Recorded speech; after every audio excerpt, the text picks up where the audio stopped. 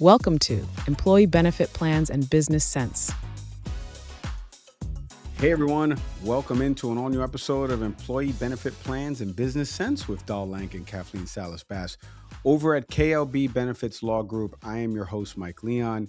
You know, Dahl and Kathleen, they've been helping employers and benefit plan service providers navigate the complex legal requirements of employee benefit plans. They've got decades of combined experience in employee benefits law, and they help guide clients through compliance matters, corrections, IRS and DOL audits. Today's episode, we're going to be talking about state mandated IRAs and what these programs mean for employers.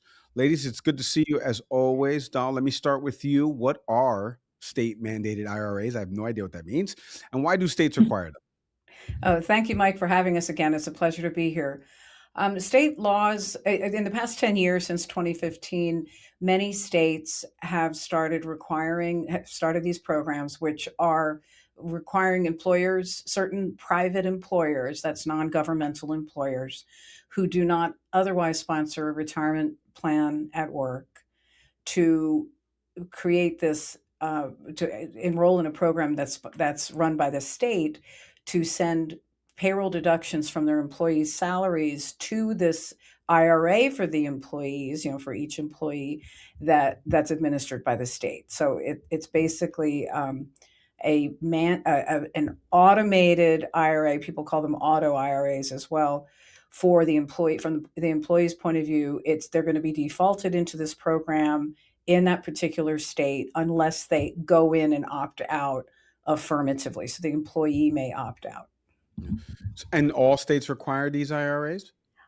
They do not so far, but it is a growing trend. There are 20 states at the time, as of the end of November 2025, 20 states have adopted legislation. Not all of them are in effect yet, but 20 states, and it's been growing. It's a growing trend among the states. And I forgot to answer why states require them. The point of these IRAs is to provide an opportunity for an incentive for private employees of private companies to have retirement savings through their job, through payroll deductions. That's the ticket.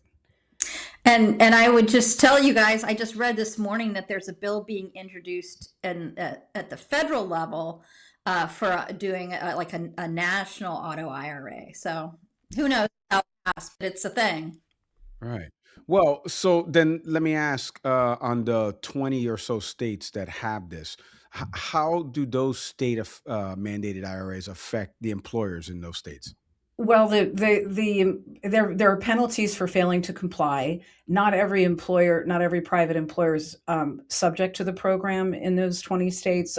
Usually the very smallest employers are not subject to the program, so they're exempt.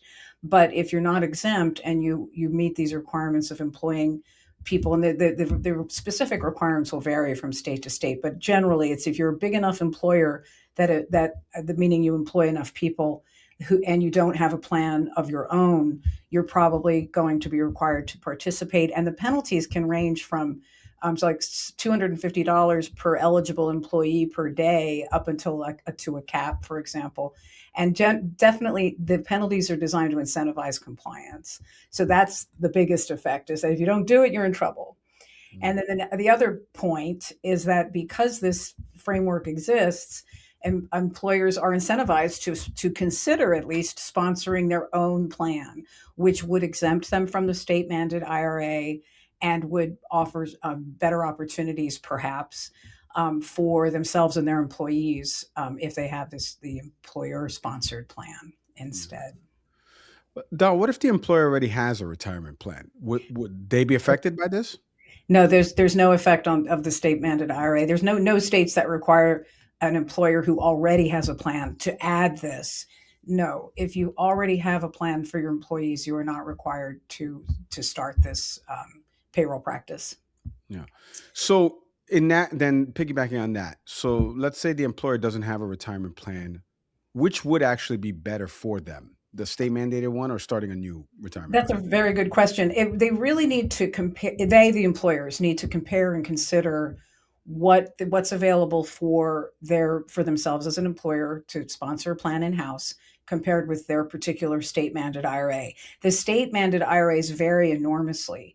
And in every state where an employer is located, it's if they're located in more than one state, they might have to comply with two different states' IRAs. But wherever they are affected by the IRA, they should consider what features exist in the state-mandated IRA and how that compares with what's available to them under the employer-sponsored plan if they started their own. I would think that one of the biggest comparisons between the two ideas is that the employer-sponsored plan offers tax credits and tax deductions to the employer that are not available in the state-mandated IRA. So the state-mandated IRA is a simpler practice. It's cheaper for the employer to run, but doesn't offer any tax credits or these incentives that are out there for the employer to sponsor their own plan. Yeah, I was just about to ask you, and maybe you can expand a little bit more. Like, what should employers, especially those 30 states that haven't adopted the state mandated ones, like what should they be looking at if they've learned that their state is about to adopt one of these programs? Well, that's a good example. There's the Washington Saves program in Washington State isn't going into effect until 2027, but the legislation was passed in 2024, and it affects anybody who employs people 18 years of age and older whose total hours are 10,000 hours per year of the total employee population. That's the minimum threshold for the requirement. So what happens in the states where the IRAs exist or they're coming up, there's always a marketing surge among the third-party administrators and plan providers in the private market that want to avail of the opportunity for employers who are shopping around to exempt themselves from this mandate by starting their own plan. So this happened in California. It's surely happening in Washington State right now. It's a big marketing push for the third-party administrators to say, "Hey, man, get out of this IRA, the Washington Saves plan by starting your own plan." So there's plenty of information on the IRA websites about them and on the different plan provider websites or through salespeople about what you can get if you decided to start your own plan compared to using the state-mandated IRA for your employees. In your experience, do you have any client examples you can share where the employer had to decide between using one of the state IRA programs or adopting a retirement plan of their own? Yeah, I have to say, we don't have a ton of experience with clients coming to us about it specifically to answer that question because it's not exactly an ERISA lawyer's question. But we've interacted a lot with TPAs in states that are affected by the state-mandated IRAs and have learned that a lot of employers have indeed turned to the option of sponsoring their own plan as a result of the push, the incentive that's created by the state mandate. So that's good news because that's the whole point of the program of these state programs is to at least force employers to consider sponsoring their own plan. And usually sponsoring your own plan is better for your employees because you can offer more features and benefits than just payroll deductions.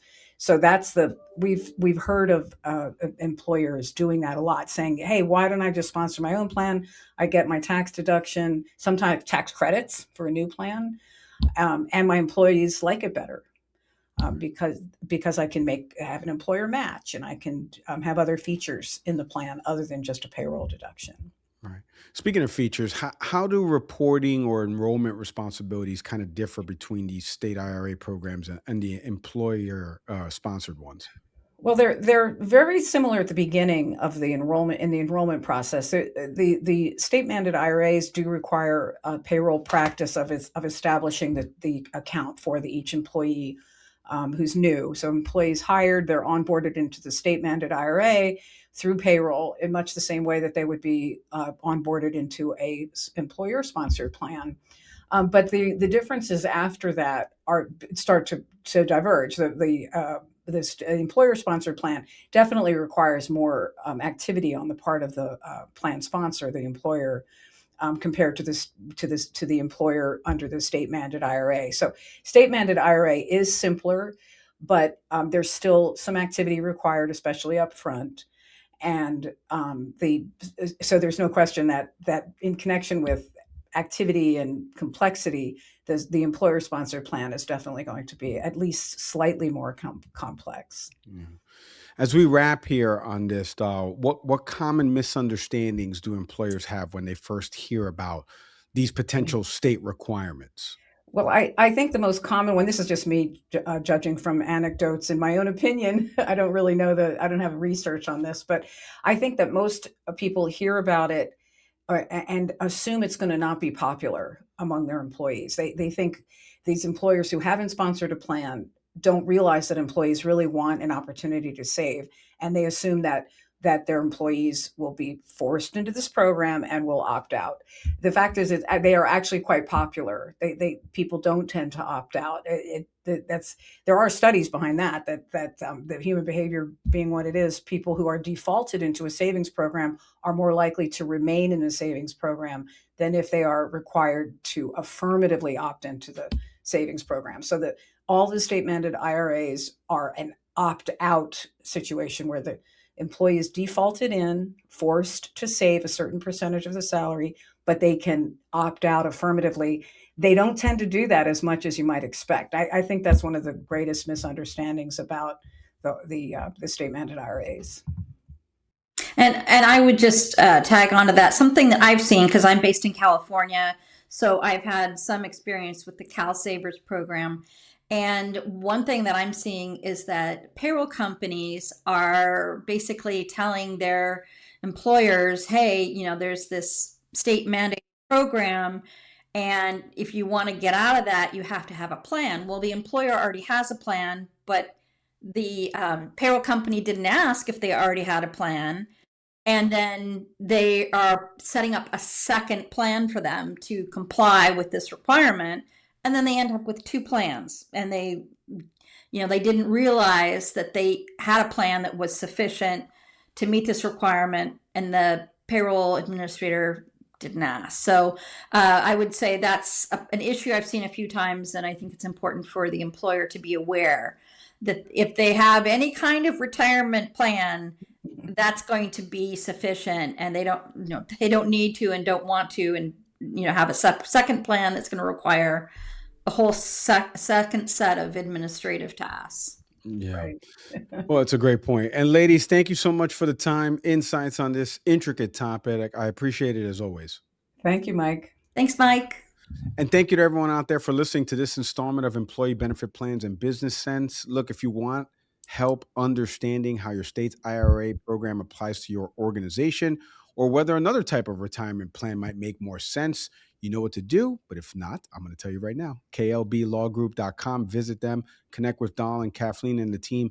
Be sure to like, subscribe, leave a review and comment, or share the episode with someone who needs to hear it. As always, I'm Mike Leon. We will see everybody next time. Thanks for watching. Be sure to hit that like and subscribe button and leave us a review in the comments.